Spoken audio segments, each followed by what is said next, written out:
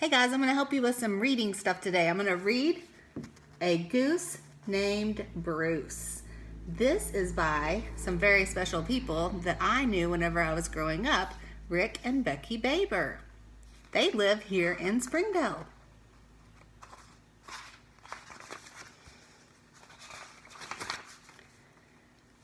Geese aren't beings normally seen in a story about riding the rails, and big noisy trains out crossing the plains don't often have feathers or tails. But once upon a time there was a goose named Bruce. Just go with it, okay? And he lived in the back of a train in the caboose. Do you notice something that's happening with some of the words in our story? Bruce was loose as a Minnesota moose. He ate cheeseburgers and he drank pickle juice. Bruce's shoes were red and white, and his coat was yellow, and his hat was new.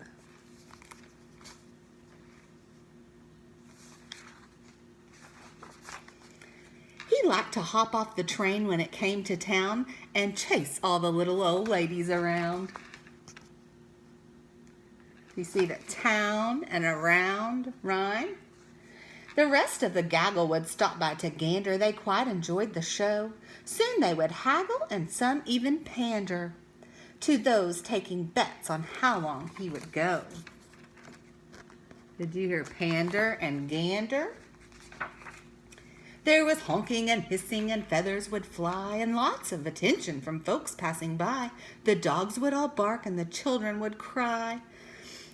But those ladies were quick and incredibly spry.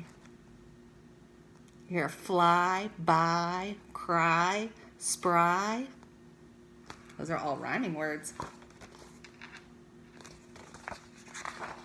They'd scream and they'd run for an hour or so, then the whistle would blow and away he would go.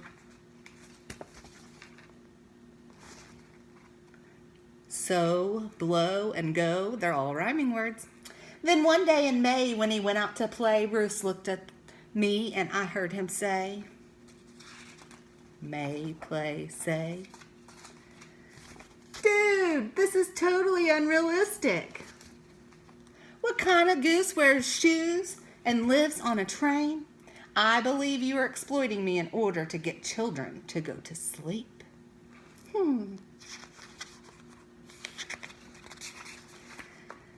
This kid will have so much fun dreaming about trains that she'll probably sleep late in the morning and then want a cheeseburger for breakfast.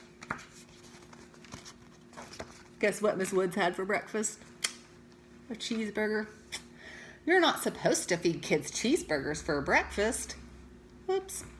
You are a terrible influence and you should be ashamed of yourself. You're just saying this stuff 'cause it rhymes. Like a goat in a boat on a moat while it floats. Or a line that tells time for a dime. It's 10 minutes after 10. Like a log in the fog through the eyes of a dog. Or a newt with her lute on a toe of a boot. Or a snake named Jake on a rake eating cake by the lake. It's mean to chase old ladies around. They could trip while they're running and they could fall down. Dude, don't put that doing bad stuff on this honker. You make it sound like I'm totally bonkers. I might have eaten a burger or two, but that chasing the ladies thing, I never do. They're so nice to come to the park with their bread, where they feed me and pet me on top of my head. Nobody would like a goose who'd do that, not even one who wears a nice hat. I'd much rather be thought of as cool than some silly goose with a sense of a mule. So I have to say, kids, this story's not true. Sorry for rhyming. I'm doing it too. Forget what you heard here and lay down your head and do what is best. Do what it is that you do in your bed. Now put down this book and read a kid a real bedtime story. I'm going swimming.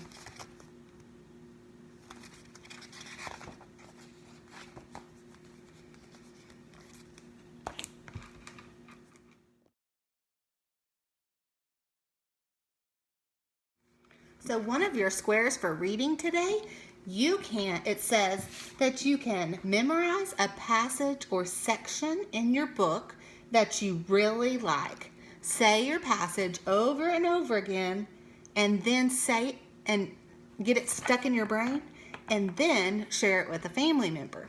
So one of my favorite parts of A Bruce Named Goose was, can you see that? Or a snake named Jake on a rake eating cake by the lake. So I'm going to practice that, okay? Or a snake named Jake on a rake eating cake by the lake. Or a snake named Jake on a rake eating cake by the lake. Oh, I got it. You try yours too and share it with us on our next Zoom.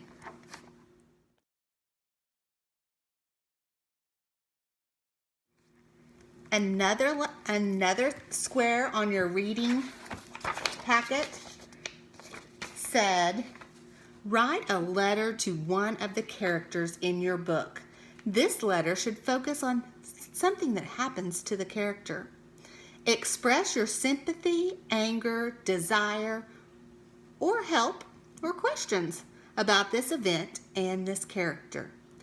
So you can either be happy or sad, upset, or angry, or you could want or wish the character could have done something differently. So I'm going to go up here to my little whiteboard, and we are going to write a letter to Bruce. Okay, we're going to write our letter now to Bruce. Let's talk about friendly letter format first. I'm going to get my date up here.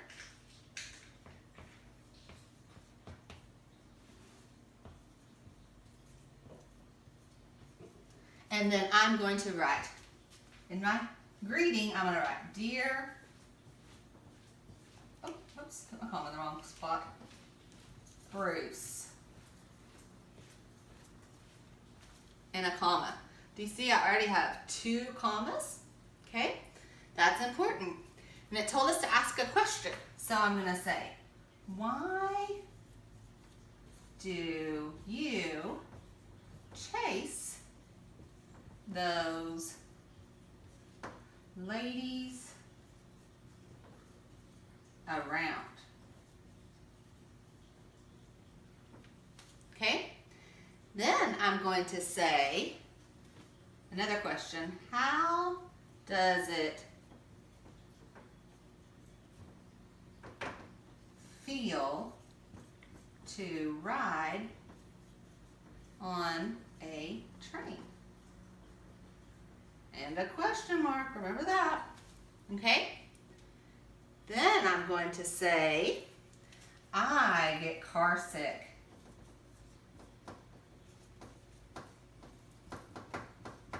on a train. Okay?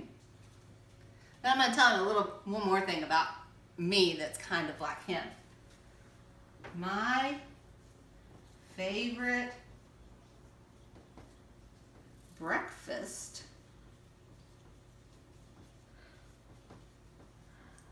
food is a cheeseburger.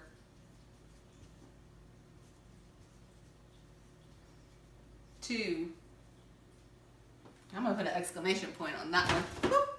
Put an exclamation point on that one. Okay? And then I'm going to say something kind of nice to him because I really do I love how your